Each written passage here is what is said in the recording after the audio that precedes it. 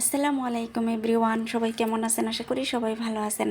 মূলা ভাজি তো অনেকেই অনেকভাবে খেয়েছেন, কিন্তু সরপুঁটি মাছ দিয়ে মূলা ভাজি কখনো কি কেউ খেয়েছেন? যদি না খেয়ে থাকেন তাহলে আজকে রেসিপিটি দেখেন।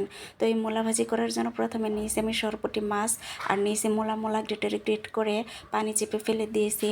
তারপর মাছগুলো আমি লবণ হলুদ দিয়ে সিদ্ধ করে কাটা ছাড়িয়ে নিয়েছি, আর নিয়েছি পরিমাণ মতো ধনিয়া পাতা কুচি, পেঁয়াজ কুচি, কাঁচামরিচ কুচি। এখন চুলায় আমি একটা প্যান বসিয়ে দিয়ে তাতে পরিমাণ মতো তেল দিয়ে পেঁয়াজ কুচি এবং কাঁচামরিচ কুচি ভালোভাবে ভেজে নিয়ে কাটা ছাড়ানো মাছগুলো দিয়ে ভালোভাবে নেড়েচেড়ে ভেজে নিয়েছি।